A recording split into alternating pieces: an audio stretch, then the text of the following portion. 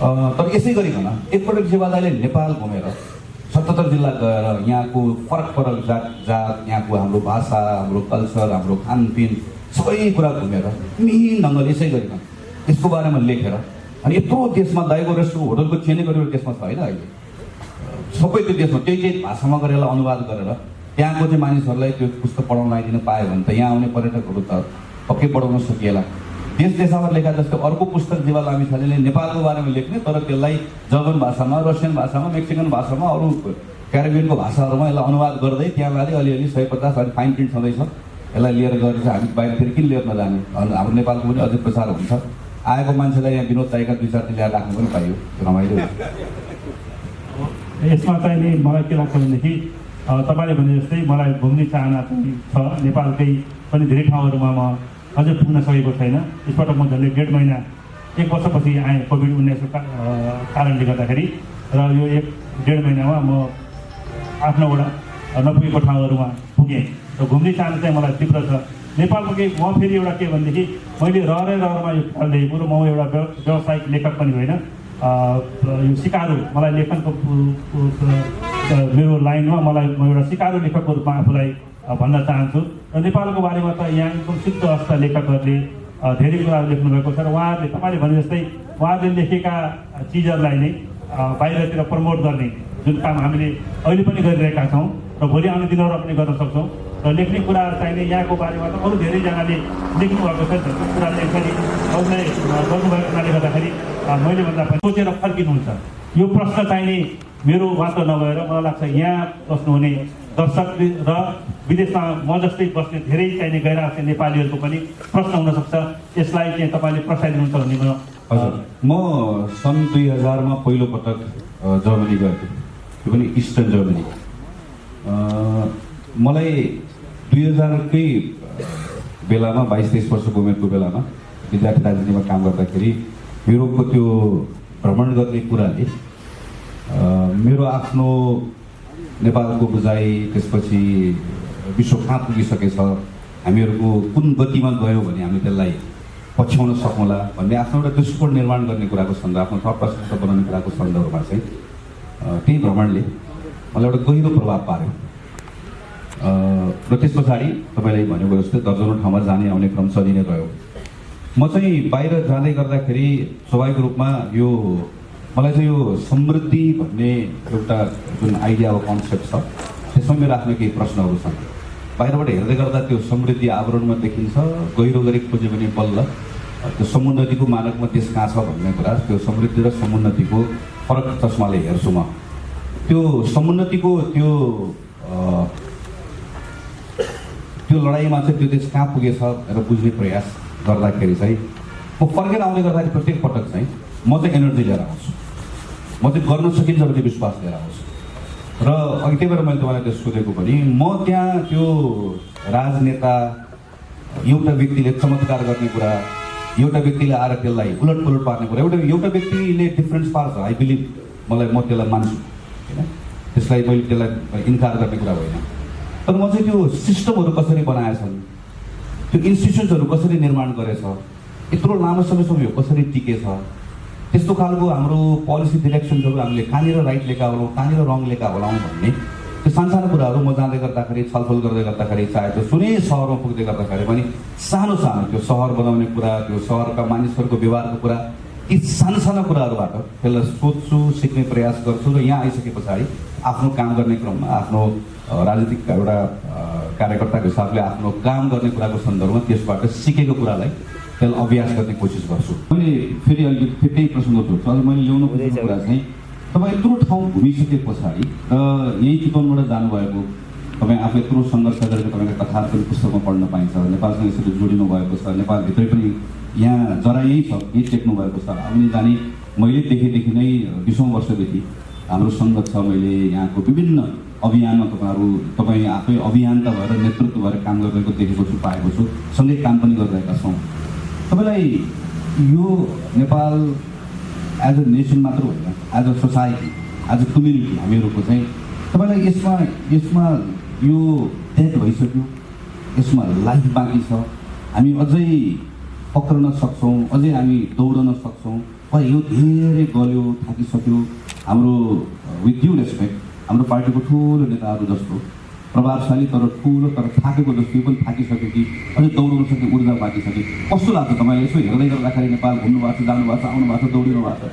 तपाईँ यहाँबाट फर्केर जाँदै गर्दाखेरि बाहिरबाट तुलना हामी सबै गर्छौँ घुम्दाखेरि, यहाँ आउँदै गर्दाखेरि भनेको जस्तो एयरपोर्टबाट आइसके पछाडि यहाँबाट गयो सक्यो केही हुँदैन बन्दैन भनेर जानुहुन्छ कि छ बाँकी छ, जे हुनुपर्ने भइरहेको छैन, भेटिएको छैन, जोडिएको छैन, तर जोड्नुपर्छ भनेर त्यसले तपाईँलाई त्यो एनर्जी दिन्छ कि दिँदैन?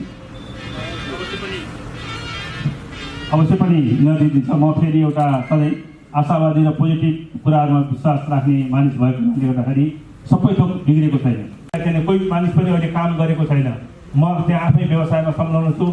सबै उद्योगहरू सबै व्यवसायहरू बन्द छन्, तर 1 वर्षदेखि राज्यले त्यहाँ हरेक काम गर्ने मानिसहरूलाई बेरोजगार नहोस् भनेर चाहिने उसले खाइ आएको तलबको चाहिने यदि ऊ एकल व्यक्ति हो भनेदेखि सिङ्गल म्यान छ भनेदेखि उसले पाएको 67% स्यालेरी दिन्छ र अनि परिवारवाला छ भनेदेखि 80% चाहिँ उसले स्यालेरी पाउँछ भने मतलब 1000 युरो तलब पाउने मान्छेले एकजना मान्छे छ भने 670 र परिवारवाला छ भने 800 पाउँछ र अनि यसले काम गर्न गयो भनेदेखि बाँकी पैसा चाहिँ कम्पेन्सेट गर्छ।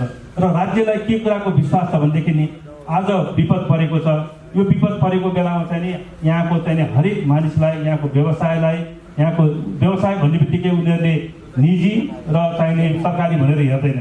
निजीलाई हेर्ने हाम्रो दृष्टिकोणमा चाहिँ अलिकति मैले फरक देखेको छु।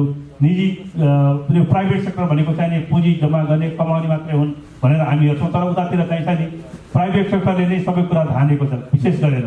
र राज्यलाई कर पनि उनीहरूले तिर्यो, हजारौँ लाखौँ मानिसहरूलाई रोजगारी पनि उनीहरूले नै तिरेको छ।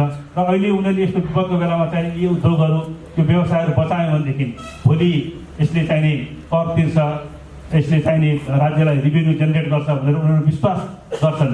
राज्यको जुन कर्तव्य छ नि त्यो कर्तव्यबाट चाहिने राज्यले एउटा कर्तव्य र नागरिकले पनि आफ्नो एउटा दायित्व हो, कर्तव्य दायित्व भनेर चाहिँ दुवैतिर चाहिँ संयोजन भएको चाहिँ हामीले पाएका छौँ।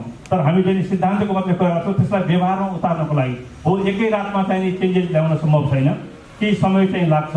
तर चाहिँ त्यसको सुरुवात त कहिले काहीँ हुनु पऱ्यो नि, तर सुरुवात पनि देखिने गरेर चाहिँ सुरुवात भएको चाहिँ मैले पाएको छैन। तपाईँले यसरी थुप्रै यसमा अफ्रिकाको थुप्रै देशहरूको पनि चर्चा गर्नुभएको छ, क्यारिबियन देशहरूको हाइटीदेखि लिएर त्यस पछाडि गएर अब युगोस्लाभिया टुक्रिसके पछाडिको क्रोएसिया, रुसको गणराज्य, थुप्रै ठाउँहरू वेस्टर्न र इस्टर्न मनीको कम्पेरिजन धेरै कुराहरू छ। यी सबै ठाउँहरूमा पहिला तपाईँ विद्यार्थी हुँदै गर्दाखेरिको रुस, त्यो बेलासम्मको फिनल्यान्ड, त्यस बेला तपाईँ जानुभएको पूर्वी जर्मनी, अहिले तपाईँ बसिराख्नुभएको जर्मनी, यी सबै कुराहरू देख्दै त्यहीँभित्र भोग्दै त्यहीँ आएको काम पनि व्यवहार पनि गर्दै र नेपालमा पनि आउने जाने गरिरहेको जोडिरहेको हुनाले गर्दा यो देशमा जाने गर्दा यस्तो खालको अब हामीले बोलीचाली मैले हामीले विकास भनेर भनिरहेको कुरा खास गरिकन हाम्रो गभर्नेन्सको कुराको सन्दर्भमा यस्तो ठाउँको यस्तो मोडल चाहिँ नेपालले गर्दै गए अथवा गरेको भए अथवा अहिले पनि गर्ने हो भने चाहिँ हामीले अहिले अपेक्षा गरेको परिणामहरू प्राप्त हुन सक्छ भनेको जस्तो कहीँ जाँदै गर्दा तपाईँलाई त्यस्तो लागेको छ कुनै यो ठाउँ तपाईँले रुवान्डाको चर्चा गर्नुभएको छ वा कहाँनिर चाहिँ तपाईँलाई अझै बढी योसँग चाहिँ नेपालले सिक्ने कुराहरू धेरै छ भन्ने लाग्यो? विकासको कुरा गर्दाखेरि विकासको एउटा ठ्याक्कै मोडल कपी गर्ने जस्तो मोडल चाहिँ मैले कहीँ पनि देखिनँ। विकास भनेको चाहिने ठाउँ अनुसार जहाँ चाहिँ जुन जस्तो खालको चाहिने रिसोर्सहरू छ त्यसलाई चाहिँ उचित तरिकाले प्रयोग गर्न सक्नुपर्ने रहेछ भन्ने मलाई लाग्छ। म 2-3टा यसमा तपाईँले सुन्नुभएको प्रसङ्गमा उदाहरण दिन चाहन्छु। म केही वर्ष अगाडि पारिवारिक छुट्टीमा चाहिने हाइटी पुगेको थिएँ। हाइटीमा एउटा टापु रहेछ लाभादी भन्ने टापु। त्यो लाभादी भन्ने टापु चाहिने यो पुस्तकमा पनि त्यो प्रसङ्ग चाहिने आएको छ। त्यहाँ एउटा लाभादी भन्ने टापुलाई चाहिने हाइटी भनेको एउटा हाम्रो भन्दा पनि अझ केही वर्ष अगाडि चाहिँ ठुलो भूकम्प गएर हामी कहाँ भन्दा पनि धेरै लाखौँ मानिसहरू झन्डै लाखभन्दा बढी मानिसहरू मारिएको चाहिने हामीले सुनेका छौँ। त्यस्तो देशमा पनि के देखियो भनेदेखि एउटा टापुलाई चाहिने एउटा कम्पनीलाई भाडामा दिएको रहेछ 50 वर्षको लागि। मैले त्यहाँ देखेँ त्यो एउटा कम्पनीले भाडामा लिँदाखेरि हामी जुन सिटमा क्रुज लाइनरमा चाहिँ ट्राभल गरिरहेको थियौँ र त्यसमा झन्डै 7000 मान्छे यात्रा गरेका थिए र एकजना मान्छे त्यो टापुमा हाइटीको लाभादी टापुमा टेके बापत त्यो कम्पनीले हाइटी सरकारलाई $12 दरले चाहिँ शुल्क बुझाउने रहेछ। मैले यसो हिसाब गरेँ 1284,000 त्यो एउटा सिपबाट यात्रा गरेको मानिसहरूले मात्रै $84,000 भनेको चाहिँ आजको दिनमा झन्डै 1 करोड रुपियाँ एउटा सिपले मात्रै। त्यस्ता सिपहरू अरू पनि आउँछन् अनि त्यहाँ चाहिँ त्यो उसले गर्दाखेरि त्यो वाटर एडभेन्चरहरू जिप लाइनहरू सयौँ मान्छेले रोजगारी पाएको छ। हाइटी एउटा आफैमा गरिब देश हो तर यो आफ्नो देशको भूमि भाडामा दिने भन्ने कुरा चाहिँ सायद एकदम पेचिलो हुन सक्ला। तर चाहिँ हामीले चाहिँ त्यो अभ्यास किन नगर्ने? हामी कहाँ के हुन्छ भनेदेखि यस्तो कुराहरू आयो भनेदेखि चाहिँ नि हामी एकदमै बढी संवेदनशील हुन्छौँ कि जस्तो मलाई लाग्छ। अर्को म प्रसङ्ग पनि भन्छु, यो केन्यामा मसाई मारा अनि तान्जानियामा चाहिँ सेरेनगाटी भन्ने नेसनल पार्क छ। ती नेसनल पार्कहरू चाहिँ एकदमै विश्व प्रख्यात नेसनल पार्कहरू हुन्। त्यहाँ म त्यो मसाई माराको जङ्गलभित्र त्यहाँ घाँसे मैदान छ। नेसनल पार्क भने पनि ठुलो घाँसे मैदानहरू। हामी नेसनल पार्कमा जान्छौँ कहिलेकाहीँ गैँडा पनि देखिँदैन। त्यहाँ त त्यो घाँसे मैदान भएको हुनाले गर्दाखेरि सिंहका बथानहरू, जङ्गली जनावरका हात्तीका अर्नाका बथानका बथान सयौँ होइन हजारौँ हजार बथानहरू त्यहाँ चलिरहेको देखेँ। र त्यहाँभित्र एकदमै हाई क्वालिटी लग्जरी रिसोर्टहरू पनि त्यहाँ बनेको छ। अनि त्यही भित्र एउटा चाहिँ सानो एउटा एयरपोर्ट पनि रहेछ त्यो नेसनल पार्कभित्र। र त्यहाँ चाहिने हलिउडको सेलिब्रिटीहरू अनि ठुला यो फोर्समा लिस्टेड चाहिँ अरबपतिहरू प्राइभेट जेट लिएर आउँदो रहेछ। र त्यहाँको चाहिँ होटल असाध्यै महँगो चाहिँ रहेछ। भनेपछि हामीले क्वालिटी टुरिज्मलाई प्रमोट किन नगर्ने? हामी कहाँ चाहिने हामी पर्यावरणलाई आजभोलि यो इको फ्रेन्डली चाहिने टुरिज्मको पनि कुराहरू आएको छ। हामीसँग जुन सम्पदाहरू छन् जस्तो रारामा फ्यामिली भिजिट गर्न गयो भनेदेखि 1 रात बस्ने ठाउँ पनि छैन त्यहाँ। रारा जस्तो ठाउँ होइन त्यस्तो ठाउँलाई चाहिने पर्यावरणलाई बचाएर पनि यो इन्भाइरोमेन्ट फ्रेन्डली चाहिने होटलहरू रिसोर्टहरूको कल्पना गरिसकेको छ। जस्तो भुटानले हाम्रो छिमेकी देशै हो, त्यहाँ पनि यो इको फ्रेन्डली चाहिने टुरिज्म प्रमोट गरेको छ। मालदिभ्सले गरेका छ, बोत्सवानादेखि लिएर अरू कैयौँ देशहरूले गरेका छन् होइन पर्यावरणलाई बचाएर। हामी चाहिँ त्यतातिर सोच्दैनौँ केही कुराहरू भने हामी चितवनमा चाहिँ म जन्मे हुर्केको हो। त्यहाँ चाहिँ जङ्गलभित्र पनि रिसोर्टहरू थिए। त्यहाँ भएका रिसोर्टहरू पनि बाहिर आएका छन्। त्यो एउटा हाई क्वालिटी टुरिज्म प्रमोट गर्नतिर हामी लाग्नुपर्छ। जस्तो समुद्र प्रकृतिले हामीलाई एउटा समुद्र दिएकी छैनन् तर त्यो समुद्रलाई रिप्लेस गर्न सक्ने हामीसँग धेरै चिजहरू प्रकृतिले दिएको छ। मलाई के लाग्छ भनेदेखि प्रकृतिले कसैलाई पनि कुनै पनि देशलाई अन्याय गरेको जस्तो मलाई लाग्दैन। जस्तो खाडी मुलुकहरू हामी देख्छौँ त्यहाँ बाहिर हेर्दाखेरि हराभरा छैन तर जमिन पऱ्यो भनेदेखि चाहिँ त्यहाँ धेरै ठुलो रिसोर्सहरू प्राकृतिक सम्पदाहरू रहेछ। प्रकृतिले अन्याय गरेको जस्तो कहीँ पनि लाग्दैन मलाई। तर हामीलाई त अझ बढी चाहिने सपोर्ट गरेको हो कि जस्तो मलाई लाग्छ। जस्तो हाम्रो हिमालहरू हेर्ने हो भनेदेखि चाहिने यो स्नो एडभेन्चरहरू हिउँमा खेलिने खेलहरूको लागि चाहिने मानिसहरू असाध्यै धेरै यो युरोपमा विशेष गरेर बस्ने मानिसहरू पर्वत श्रृङ्खलाका धेरै ठाउँहरूमा म पुगेको छु। त्यहाँ पुग्दाखेरि चाहिँ त्यहाँको चाहिने रिसोर्टहरू 3 महिना 4 महिना मात्रै खुल्ने हो। तर त्यो 3 महिना 4 महिना खुलेको जुन रिसोर्टको जुन आम्दानी छ नि त्यसले चाहिने एउटा परिवार होइन कि कैयौँ मानिसहरू दसौँ त्यो भिलेजकै मानिसहरूको चाहिने सालभरि उनीहरूको व्यवसाय चलेको हुन्छ। खाना बस्नुलाई चाहिँ राम्रोसँग व्यवस्थापन गर्न सकिन्छ। भनेपछि नि हामी कहाँ यो हामीको जुन हाई माउन्टेनहरूमा स्नो एडभेन्चरहरू गर्न सकिँदैन होला तर त्यसको फेदमा चाहिँ गर्ने हो भनेदेखि ठुल्ठुला सेलिब्रिटीहरू मैले त एभरेस्ट बेस क्याम्पमा गएर स्की गरेको छु भनेर चाहिँ त्यो आउँथे जस्तो मलाई लाग्छ। किनभने मैले देखेको छु ठुल्ठुला रिसोर्टहरूमा बस्ने मानिसहरू चाहिँ म यो ठाउँमा पुगेको छु, यो ठाउँमा मैले चाहिने आफ्नो रुचिको खेल खेलेको छु भने उनीहरू चाहिँ आफ्नो लिस्टमा पनि राख्न चाहन्छन्। र हामीले त्यो चिजलाई चाहिँ राज्यले त्यहाँ इन्फ्रास्ट्रक्चर डेभलप गरिदिने हो भनेदेखि प्राइभेट सेक्टरले नै त्यो कामहरू गर्न सक्थ्यो। र त्यतातिर चाहिँ हामी पुगेका छैनौँ। र जस्तो दुबईकै कुरा गर्ने हो भनेदेखि दुबईमा उनीहरूले के अनुभव गरे भनेदेखि तेल त अब सकिनेवाला छ केही वर्षपछि। अहिले गरेको अनुमानअनुसार पनि 150-200 वर्षमा त तेल सकिन्छ। सकेपछि अब के त हाम्रो फ्युचर जेनेरेसन हाम्रो 5-7 वर्ष पुस्ता पछाडिको हाम्रो चाहिने छोरा नाति पनातिहरूले चाहिँ के गरिबस्छ भनेर उनीहरूले चाहिँ अहिले वर्ल्डको एउटा ट्रेड सेन्टरको जुन रूपमा डेभलप गरे। दुबईमा पहिला तपाईँ वर्क भिसा मात्रै पाइन्थ्यो। उनीहरूले त्यो कन्सेप्ट नै चेन्ज गरेर विदेशीहरूलाई पनि त्यहाँ सबभन्दा पहिला यो रेसिडेन्सहरू चाहिँ किन्न दिने सहुलियत प्रदान गरे अनि रेसिडेन्स पर्मिट दियो। र अहिले चाहिँ उनीहरूले विदेशीहरूलाई पनि लगानी गरेको छ अथवा चाहिँ कुनै एउटा आफ्नो क्षेत्रमा विज्ञता हासिल गरेको मानिस छ भनेदेखि उनीहरूलाई सिटिजनसिप नै दिने नयाँ नियमहरू पनि अहिले बनाएका छन्। त्यस्तै उनीहरूले गरेको चाहिने बाटोलाई पछ्याउँदै साउदी अरब कतारले पनि त्यस्तै खालको चाहिने अहिले डिरेक्सनतिर उनीहरू गइरहेका छन्। समय मैले यो भन्न खोजेको के भनेदेखि समय र अनुसार जसरी चाहिँ चेन्ज हुँदै जानुपर्छ त्यो अनुसार चाहिँ हामीले पनि विकासको मोडेल चाहिँ अपनाउन सक्छौँ र हामीसँग जे छ त्यसैको चाहिने प्राकृतिक स्रोत साधनको चाहिने उचित प्रयोग गर्न सक्ने हो भनेदेखि चाहिने विकासको चाहिने मोडेल विकासको बाटो आफैले पछ्याउन सक्छौँ हामीले। यत्रो देशहरू घुम्दाखेरि यो सार्वजनिक शिक्षालाई ध्वस्त बनाएको अनि सार्वजनिक स्वास्थ्यलाई पनि ध्वस्त बनाएको शिक्षा र स्वास्थ्यको प्राथमिक दायित्वबाट राज्य त्यसबाट एक प्रकारले उदासीन बसेको अलग थलग बसेको छोडिदिएको। तर चुरोट बनाउने कारखाना जुत्ता बनाउने कारखाना अनि लत्ता कपडा बनाउने कारखाना चाहिँ सरकारले नचलाएर निजी क्षेत्रलाई चलाउन दिएर बर्बाद गर्यो भनेर रोएर बसेको त्यस्तो समाजवादी देश पनि देख्नुभएको। अनि यो दिनमा 2250 मान्छे नेपालभन्दा बाहिर काम गर्न जानुपर्ने बाध्यता भएको तर प्रत्येक वर्ष ज्येष्ठ नागरिकको भत्ता चाहिँ मैले 2000बाट 5000 पुऱ्याइदिन्छु भन्दाखेरि ताली युवाले बजाएर चुनाव चाहिँ जितिहाल्ने खालको त्यस्तो खालको देश कति देख्नुभयो घुम्दाखेरि? त्यस्तो देशहरू पनि छन् केही होइन, तर एउटा कुरा त्यो जानै पर्ने देश रहेछ। त्यस्तो देशहरू पनि छ होइन, तर त्यहाँको चाहिँ अवस्था कस्तो छ भनेदेखि नि भएको चाहिँ उनीहरू चाहिँ एउटा बाटो पछ्याइसकेको छ, विकासको एउटा बाटो पछ्याइसकेको छ। र मलाई के लाग्छ भनेदेखि जस्तो तपाईँले सुरुमा जुन प्रसङ्ग उठाउनु भएको छ निजीकरण गरिएका छन् उद्योग धन्दाहरू, म यसमा चाहिँ एउटा आफै उद्यमी व्यवसायमा संलग्न भएको मानिस भएको भएर पनि होला राज्यको काम भनेको चाहिँ बिजनेस गर्ने होइन, राज्यले पोलिसी बनाउने हो र त्यो रिभेन्यू चाहिँ असुल गर्ने हो र बिजनेस गर्ने देश बनाउने भनेको चाहिँ प्राइभेट सेक्टरले मात्रै हो। म रुसमा लामो समयसम्म बसेँ, त्यहाँ चाहिँ सबै कुरा चाहिँ राज्यले नियन्त्रण गर्थ्यो। रुस भनेको तपाईँलाई थाहा छ संसारको सबैभन्दा ठुलो देश, अहिले 15 टुक्रामा चाहिँ सोभियत सङ्घ विघटन हुँदाखेरि पनि संसारको 6 भागको 1 भाग चाहिँ रुसले ओगट्छ।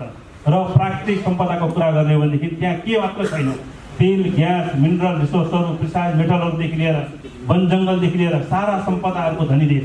तर चाहिँ राज्यले व्यापार गर्छु भन्दाखेरि चाहिँ व्यवस्थापन गर्न सकेन र त्यत्रो रिसोर्स हुँदाहुँदै पनि त्यो देश चाहिँ एउटा देशै विखण्डन भयो र अमेरिका लगायत पश्चिम मुलुकहरूसँग हरेक कुरामा सैन्य शक्ति अन्तरिक्ष विजय अभियानदेखि लिएर धेरै कुरामा चाहिँ कम्पिटिसन गर्न सक्ने हैसियत हुँदाहुँदै पनि त्यहाँको आर्थिक जनताहरूको आर्थिक जीवनस्तर उठ्न सकेन, देशै कोल्याप्स हुने अवस्थामा आयो। र राज्यले गर्ने भनेको चाहिँ के भनेदेखि निजी क्षेत्रलाई छोड्नुपर्छ र पोलिसी बनाउने हो र निजी क्षेत्रलाई कर असुल गर्नुपर्छ र त्यसको चाहिने राम्रो व्यवस्थापन हुनुपर्छ र प्राइभेट सेक्टरलाई छोड्नुपर्छ भन्ने मलाई लाग्छ। मैले त्यसमै ल्याउन खोजेको जस्तो केही दिन अगाडि पत्रिकामा एउटा समाचार कि प्रधानमन्त्रीको ठाडो निर्देशनमा अहिले आफैले बनाएको नियम कानुनलाई उल्लङ्घन गरेर एउटा निजी मेडिकल कलेजलाई सम्बन्धन दिनका निम्ति प्रधानमन्त्रीले दबाब दिनुभयो भन्ने समाचारको सँगसँगै फेरि प्रधानमन्त्रीले एउटा औद्योगिक करिडोर वा केही यसको उद्घाटन गर्ने क्रममा चाहिँ नेपालमा एउटा राजनीतिक दलले कुनै बेला यो जुत्ता बनाउने कारखाना चुरोट बनाउने कारखाना बेचेर हामी कहाँ थुप्रै औद्योगिकरणतर्फ जाने यात्रालाई धराशायी बनायो यो र नेपालमा एक प्रकारले उहाँको आशय के थियो भने यसले नेपाललाई धेरै ठुलो क्षति पुग्यो। एजुकेसन हेल्थ जस्तो सेक्टरहरू जहाँ चाहिँ सरकारको सबभन्दा जबरजस्त प्रेजेन्स देखिनुपर्ने हो ती ठाउँहरूमा चाहिँ हामी झन्झन खुम्चिँदै जाने र हामी नियम कानुनै बनाएर वा नागेर उल्लङ्घन गरेर त्यसलाई सकेसम्म हामी आफ्नो स्टेटको प्राइमेरी ड्युटीबाट पर जाने र जहाँ चाहिँ हामीले नीति नियम बनाएर निजी क्षेत्रलाई सबैलाई त्यसभित्र पक्रन दिनुपर्ने प्रतिस्पर्धा गर्न दिनुपर्ने उनीहरूलाई खुला दिनुपर्ने त्यसको ठाउँमा चाहिँ एउटा न्यारेटिभ जबरजस्ती बनाएर कि हामी यसकै कारणले गर्दा डुबेको। अहिले पनि म गाउँ जाँदै गर्दाखेरि नेपालको चाहे मधेसको चाहे पहाडको थुप्रै गाउँहरूमा जाँदै गर्दा अहिले पनि के पाउँछु भने नेपालमा हामीले ठुलो गुमाएको वा हाम्रो रङ पोलिसी डिसिजन भनेको हामीले चाहिँ नेपालभित्र सरकारले जुत्ता नबनाउनु चुरोट नबनाउनु लत्ता कपडा नबनाउनु यो निर्णय चाहिँ गलत गरेको कारणले गर्दाखेरि हामीले ठुलो क्षति बेहोऱ्यो भन्ने न्यारेटिभ जबरजस्त रहेको पाउँछौँ। तपाईँले यो अब यसरी हेऱ्यो भने हामी त सबै समाजवादी यहाँ त यस्तो खालको समाजवादी चाहिँ पाउनु भएको छ कि जहाँ चाहिँ एजुकेसन र हेल्थबाट चाहिँ हामी भाग्छौँ र जहाँ चाहिँ अरू ठाउँमा चाहिँ हामीले सरकार त्यसमा नीति नियम बनाएर ल प्राइभेट सेक्टर आउट गर भन्नुपर्ने ठाउँमा चाहिँ हामीहरू चाहिँ सकेसम्म हामी के एउटा न्यारेटिभ जबरजस्त बनाउँछौँ भने त्यो ठाउँमा प्राइभेट सेक्टर आउनु भनेको प्रफिट हो, प्रफिट भनेको सिन हो, मुनाफा कमाउनु भनेको अपराध हो, पाप हो, गलत हो। त्यस कारणले गर्दाखेरि व्यापार व्यवसाय गरेका मुनाफा कमाउनेहरू भनेका सबै गलत हुन्। म अहिले तपाईँसँग बसेर त पर हेरेर नेता साउसँग बसेको भन्ने हुन्छ, चट्टक्क परेको साउसँग नेता बस्यो भन्ने साउ गलत हो। यो यस्तो खालको यो सङ्गठन जुन निर्माण गरिएको छ तलसम्म छ। यो मैले तपाईँले लेखेकै कुराहरूको सन्दर्भमा तपाईँले खास गरिकन पूर्वी जर्मनी र वेस्ट जर्मनीको कम्पेरिजन गर्नुभएको छ, चिनमा आएको बदलाएको कुराहरू गर्नुभएको छ। तपाईँ आफैले पनि देख्नु भएको छ बन्द भएको रुस कस्तो थियो, खुला भएको रुस कस्तो छ। तपाईँ आफैले चर्चा गर्नुभएको छ तपाईँ कसरी हेलसिङ्कीबाट सामानहरू क्लियर गराएर त्यसपछि गएर त्यो बेलामा चाहिँ रेलबाट दौडेर -20 डिग्री सेल्सियस हुँदै गर्दाखेरि दौडेर पसल राखेर म कसरी सामान बेच्ने आफ्नै सङ्घर्ष कथाहरू बुनेर पनि यत्रो थुप्रै ठाउँ भएको बदलावहरू देख्नु भएको छ। त्यो कोणबाट हेऱ्यो भने नेपालभित्र भएको राजनीतिक बहस, खास गरिकन नेपालको अघि मैले जुन विषय उठाएँ, यी ठाउँमा भएको बहस तपाईँले हेरिराख्नु भएको छ, पत्र पत्रिकामा पढिराख्नु भएको छ। हामी ठिक ठाउँमा गइरहेका छौँ वा कतिपय कुराहरूलाई हामीले एउटा डिपार्चर हामीलाई चाहिएको छ। के लाग्छ यसमा? मलाई कस्तो लाग्छ भनेदेखि यहाँले भन्नुभएको जस्तो प्रधानमन्त्रीले पर्टिकुलर कुरामा भन्दा पनि म समग्रमा के देख्छु भनेदेखि नि नीति नियम को कुरामा र त्यसमा चाहिँ कमजोर पक्ष मैले देखेको छैन। तर त्यसको चाहिँ इम्प्लिमेन्टेसनको जुन कुरा छ नि त्यहाँनिर गएर चाहिँ सबै कुराहरू चाहिँ अड्केको मैले देखेको छु होइन। रुल अफ लले काम गर्छ नि, जस्तो म जहाँ बस्छु त्यहाँ चाहिँ कुनै कुराहरू तपाईँले यो सरकारी निकायबाट गराउनु पर्ने छ भनेदेखि नि कहीँ जानु पर्दैन, तपाईँले निवेदन दिए हुन्छ र प्रक्रिया अनुसार चाहिँ खालि फलो गर्ने स्टेपहरू हुन्छन्। ती स्टेपहरूलाई चाहिँ तपाईँले फलो गर्नुभयो भनेदेखि चाहिँ त्यो कुरा हुने छ भनेदेखि उनीहरूले तुरुन्तै पास गरेर चाहिँ त्यसलाई पठाइदिन्छ। तपाईँ जानु पनि पर्दैन, तपाईँलाई पोस्टबाट त्यो पर्मिसन दिएर चाहिँ त्यो खबर गर्छ। तर नहुने चिज छ भनेदेखि पहिले नै तपाईँले त्यो क्राइटेरिया मिट गर्नुहुन्न। जस्तो वैदेशिक लगानीकै कुरा गर्ने हो भने वैदेशिक लगानीको कुरा गर्दाखेरि हामीले नीति नियमहरू बनाएका छौँ। तर त्यो सब यो हाम्रो विशेष गरेर यो रिजनको सार्कन्डको कुरा गर्ने हो भनेदेखि हाम्रो चाहिने एफडिआई फरेन डाइरेक्ट इन्भेस्टमेन्ट सम्बन्धी जुन कानुन बनेको छ त्यो त्यसलाई कानुनको हिसाबले कुरा गर्दाखेरि त्यहाँ दोष लगाउने ठाउँ मैले देख्दिनँ। त्यो एकदम राम्रो बनेको छ। तर त्यसलाई अघि के भन्छु भनेदेखि नि त्यसलाई व्यवहारमा उतार्न चाहिने जहिले पनि कठिन हुन्छ। तपाईँ चाहिने हाम्रो ब्युरोक्रेसी चाहिँ कस्तोसँग बनेको छ भने त्यो काम कसरी छिटो सेवाग्राहीलाई चाहिँ सेवा दिने भन्दा पनि कसरी चाहिँ त्यसलाई लम्ब्याउन सकिन्छ, कसरी चाहिने त्यो अब दुःख दिने नै नियत हो कि जस्तो पनि लाग्छ काम गर्दै जाँदाखेरि। यसमा मैले चाहिने समस्या देखेको छु हामी कहाँ चाहिने। र अन्ततिर जस्तो फेरि अघि रुवान्डाको कुरा गर्छु, त्यहाँ हाम्रो चौधरी ग्रुपले एउटा होटल बनाउनु भएको छ, 5 स्टार होटल। र त्यो रुवान्डाको कुरा गर्दाखेरि चाहिँ त्यहाँ तपाईँ कुनै पनि काम गर्नको लागि 1 हप्ताभित्रमा त्यो काम भएन भनेदेखि, कानुनी प्रक्रिया पुरा गर्न सक्नु भएन भनेदेखि चाहिँ सिधै राष्ट्रपति कहाँ चाहिने गरेर तपाईँले कम्प्लेन गरे हुँदो रहेछ। र आजको दिन भनेको चाहिने दुनियाँ भनेको वैदेशिक लगानी चाहिने संसारभरि चीन अब अफ्रिकी मुलुकहरूमा पुगेको छ, मोजाम्बिकमा पुगेको छ, इथियोपियामा पुगेको छ, युगान्डामा पुगेको छ, अफ्रिकाका धेरै देशहरूमा चाहिँ चीन लगानी गर्न पुगेको छ। तर हामी त छिमेकी देश हो नि त, यहाँ किन आएको छैन? चीनले देखिने गरेर अहिलेसम्म हामी कहाँ एउटा पनि लगानी गरेको छैन। किनभनेदेखि मलाई के लाग्छ भनेदेखि हामीसँग चाहिँ लगानी वैदेशिक लगानीको लागि मात्र नभएर स्वदेशी लगानीको लागि चाहिँ मैत्रीपूर्ण वातावरण चाहिने नभएर नै हो। लगानी चाहिने यतिकै भावनामा बगेर हो गएर बसे नेपालीहरू चाहिने आउलान्, विदेशमा बसेका नेपालीहरू चाहिने उनीहरू आउलान्। किनभनेदेखि मैले सुरुमै भनेको छु हामी चाहिने आफ्नो बिजनेस अथवा त्यसमा दिवादारी रोकेर एकछिन मैले त्यसको जोड्न मन लाग्यो र लामो समयदेखि गैर आवासीय नेपालीहरूलाई नेपालमा दोहोरो नागरिकता दिनुपर्छ, नेपालभित्र नागरिककै हैसियतमा सबै अधिकारहरू पाउनुपर्छ भनेर त्यो अभियानमा लागेको एउटा सांसद हुँ म। र पहिलो संविधान सभाभित्र त 601 जना मध्ये एकल फरक मत राखेको संविधान सभाको सदस्य पनि हुँ म। त्यो किन भन्ने कुराको सन्दर्भमा अर्को पक्षमा जान्न, तर मैले त्यो भनिरहँदै गर्दा मलाई सधैँभरि एउटा राजनीतिक कार्यकर्ता भएर काम गरिरहँदा के लागिरहेको छ अहिले पनि लाग्छ कि जुन तपाईँले अघि पनि भन्नुभयो यहाँ यो छ, यहाँ यो छ, यहाँ यो छ। तपाईँले रुवान्डाको कुरा गर्नुभएको छ, तपाईँले युगान्डाको कुरा गर्दै गर्दाखेरि कसरी तपाईँहरू जाँदाखेरि युगान्डामा तपाईँसँग लगानीको कुनै योजना छ भने तपाईँलाई म 48 घण्टाभित्र राष्ट्रपति भेटाइदिन्छु भनिकन यसो गर्यो। यो वातावरण छ, नेपालको बारेमा चिन्ता व्यक्त गर्नुभएको छ, अहिले पनि व्यक्त गर्नुभयो, अहिले पनि भन्नुभयो यो गर्न सकिन्छ भनेर। तर हामीले चाहिँ हाम्रो ठाउँबाट हेर्दाखेरि त्यो तपाईँले भन्नुभएको कुनै अर्को देशको लगानीकर्ता नेपाल आउनुभन्दा पहिला, नेपालको विनोद चौधरीले रुवान्डामा लगानी गर्नुभन्दा पहिला, त्यो गर्नुभन्दा पहिला त्यहाँभित्रको प्राइभेट सेक्टरले वा रुवान्डाको मानिसहरू जो बाहिर बसेको छ त्यहाँभित्रबाट यहाँभित्र लगानी गर्ने कुरा ठिक छ भन्ने एउटा सन्देश गयो भने बाहिरबाट कोही मान्छे जान्छ। त्यो सन्देश निर्माण दिने कुराको, सम्प्रेषित गर्ने कुराको सन्दर्भमा वा त्यो प्रभावलाई निर्माण गर्ने कुराको सन्दर्भमा गैर आवासीय नेपालीहरूको ठुलो भूमिका हुन्छ भन्ने कुराको हाम्रो अपेक्षा थियो, अहिले पनि छ। त्यसैले हामी त सधैँभरि गैर आवासीय नेपाली भन्नु साथै हामी पनि त रातो कार्पेट ओछ्याएर सधैँभरि मान सम्मान दिएर नेपालको अहिले पनि प्रधानमन्त्रीले गैर आवासीय नेपाली सङ्घको अध्यक्ष भनेर भनिसकेपछि बरु हामी सांसदलाई अलिक पर बस भनेर पहिला ल्याएर भेटेर गरेको कुरा हामीले देखेका छौँ, हामीले गरिरहेका छौँ। हाम्रो पनि त धेरै ठुलो अपेक्षाहरू थियो नि, जुन दाइले भन्नुभयो यो गर्न सकिन्छ, यो गर्न सकिन्छ भन्ने कुरामा। त्यो गर्ने कुराको त्यो रिस्क, एकपटकको रिस्क, पहिलोपटकको रिस्क चाहिँ गैर आवासीय नेपालीहरूले लिइदिन्छन्, लिनुपर्छ, लिनुपर्ने कारणहरू छ, जरा यहीँ छ भन्ने हाम्रो अपेक्षाहरू हो। कति अब यसरी दोहोरो कुराकानी गर्दाखेरि चाहिँ हाम्रो तर्फबाट के कुराहरूमा यसरी हामीले यो कुराहरू बदल्यौँ भने जुन चाहिँ अलि लो ह्याङ्गिङ पनि होला, कतिपय कुराहरू तुरुन्त गर्न सकिने कुराहरू होला, के कुराहरू गऱ्यौँ भने चाहिँ हामीले राखेका यी अपेक्षाहरू तपाईँले पुरा गर्न सक्नुहुन्छ। अहिले जुन लगानी आएन, यो भएन भन्ने कुराहरू छ, त्यसको एकपटक एक चरण चाहिँ 5 वर्ष 10 वर्ष होला, एक चरण संसारभरिबाट गएर आउँछ नेपालीले। म ठुलो लगानीको मात्र कुरा गरिरहेको छैन, सानो एउटा क्याफे खोल्न खोजेको छ काठमाडौँमा कसैले, वा सानो एउटा पब्लिकेसन हाउस खोल्न कसैले खोजेको छ। म अस्ट्रेलियामा बसेको, अमेरिकामा बसेको एउटा नेपालीले 20 लाख 25 लाख 50 लाख रुपियाँ उसको त्यो सानो इन्टरप्राइजमा लगानी गरिदियो भनेदेखि भने हामी उद्यमशीलता भनेर भन्छौँ, त्यो क्यापिटल तपाईँले पाइहाल्यो नि।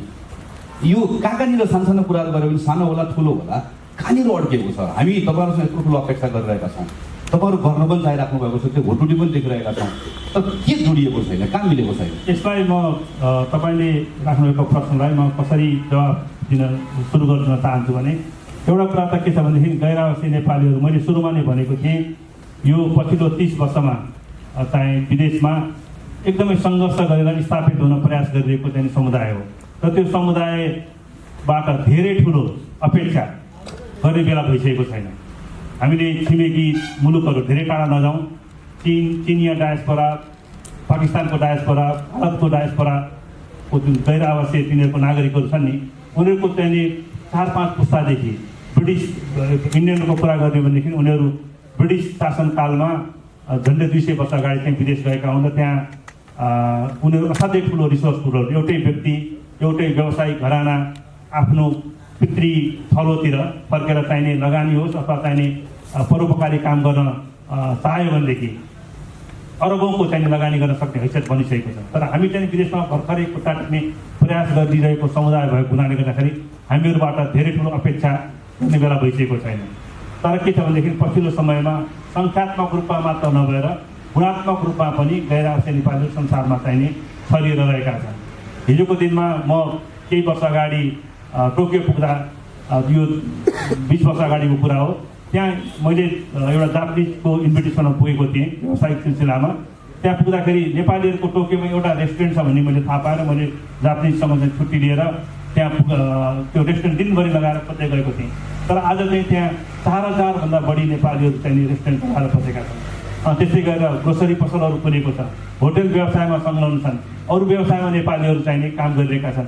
मैले यो किन भन्दै गरेको भनेदेखि नि हिजोको दिनमा रिस्क नलिकन जागिर खाएर चाहिने ढुक्कको जीवनयापन गर्न चाहन्छु भन्ने पुस्ताभन्दा अहिलेको जुन पुस्ता आइरहेको छ तिनीहरू एक स्टेप अगाडि बढेर अलिकति रिस्क लिने, अलिकति चाहिँ उद्यमी बन्नुपर्छ भन्ने जुन भावना यो पहिलो जेनेरेसन अनि सेकेन्ड जेनेरेसन त अझ बढी त्यसमा एग्रेसिभ रूपमा आइरहेको छ।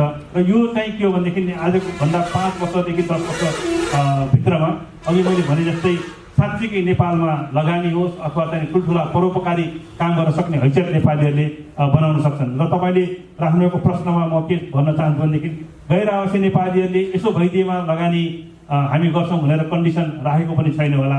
केही साथीहरूले चाहिने अलिकति उत्साहित भएर यहाँ आउँदाखेरि तपाईँले भने जस्तै मैले धेरै आफैले पनि यो गैर आवासीय नेपाली सङ्घको नेतृत्वमा गर्दै गर्दाखेरि नेतृत्व राजनीतिक पार्टीको नेतृत्व पङ्क्ति अनि सरकार लगायतसँग सहकार्य गर्दै जाँदाखेरि चाहिँ नि उहाँबाट अपेक्षा एकदम बढी भइरहेको पाएको मैले देखेको छु र असाध्यै हामीलाई हार्दिकताका साथ सबै ठाउँमा स्वागत गरिएको पनि पाएको छु र केही जुन उसबाट अलि बढी उत्साहित गरेर केही साथीहरूले आफ्नो हैसियतभन्दा बढी केही कुराहरू गरेको हुनसक्छ। तर म फेरि पनि के भन्छु भनेदेखि धेरै ठुलो अपेक्षा राख्नु बेला भइसकेको छैन। तर आउने दिनमा चाहिँ नि यसले एउटा ठुलो फड्को मार्न सक्ने मैले सम्भावना देखेको छु। र तपाईँले उठाउनु भएको जुन प्रश्न छ गैर आवासीय नेपालीले नागरिकता सम्बन्धी इस्युहरूमा हामीले त्यसलाई चाहिँ सुरुका दिनदेखि म त्यसमा जस्तो नेपाली काङ्ग्रेस पछि गएर नेपाल कम्युनिस्ट पार्टी पनि एमाले पनि सपोर्ट गरेको छ। र विशेष गरेर गगन जिल्लामा एकदमै ठुलो गैर आवासीय नेपाली सङ्घको हिजोको दिनमा नेतृत्व पनि गरेको व्यक्ति भएको नाताले विशेष धन्यवाद दिन चाहन्छु। हाम्रो चाहिने जुन इस्युलाई हामीले के भनेका थियौँ भनेदेखि एकपटकको नेपाली सधैँको नेपाली आज विभिन्न कारणवश विदेशमा नागरिकता लिएको छ भने पनि उसलाई चाहिँ नेपाली नागरिकताको निरन्तरता दिँदाखेरि केही पनि घाटा छैन। र यो फेरि के हो भनेदेखि नि नेपालले मात्र यो पहिलोपटक चाहिँ अभ्यास गरेको चिज होइन। संसारमा 50भन्दा बढी देशहरूमा गैर आवासीय नेपाली यो गैर आवासीय नागरिकतालाई चाहिँ दोहोरो नागरिकता दिने चाहिँ प्र्याक्टिस गरेको छ।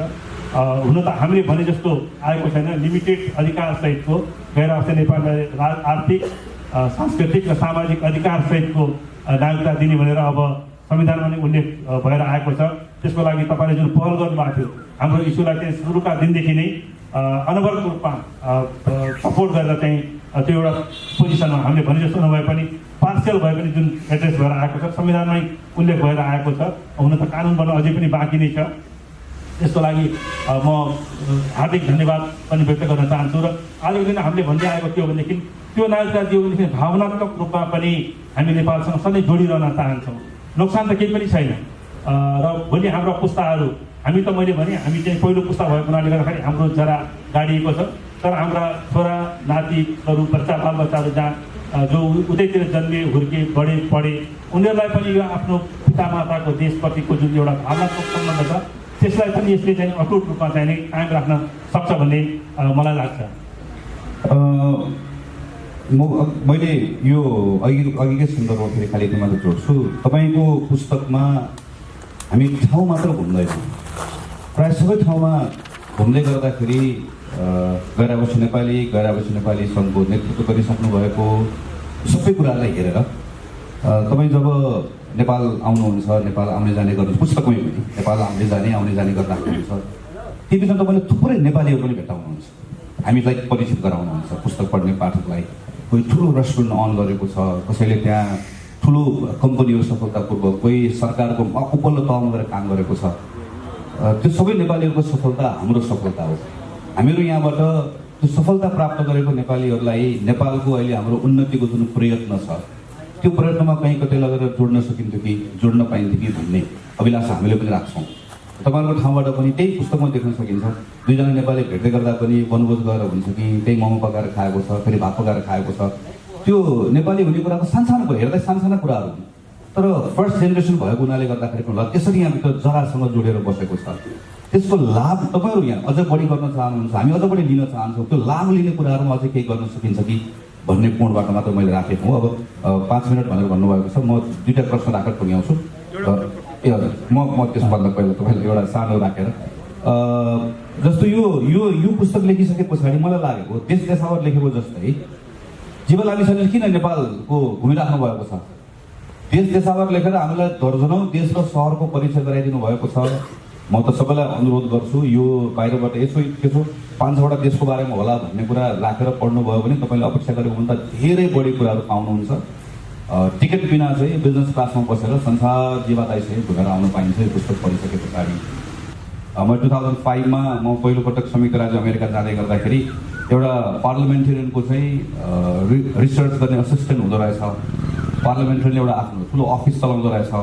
त्यो अफिसभित्र थुप्रो इन्टर्न्सहरू लगाएर काम गर्दो रहेछ। एउटा पोलिसीमा एउटा सानो कुरा राख्नुभन्दा पहिला लामो पछाडितिर टिमले अध्ययन गरेको हुँदो रहेछ भन्ने देखेर 2005मा देखेर आइसके पछाडि म सांसद भएदेखि मैले सकि नसकी त्यसको अभ्यास मेरो आफ्नो रिसोर्सको कन्स्ट्रेन्ट छ ठाउँ अनुसारको गर्ने प्रयास गरिरहेको छु। मैले खालि म चाहिँ यो मेरो ध्यान चाहिँ यो सानसाना कुराहरूमा जान्छ।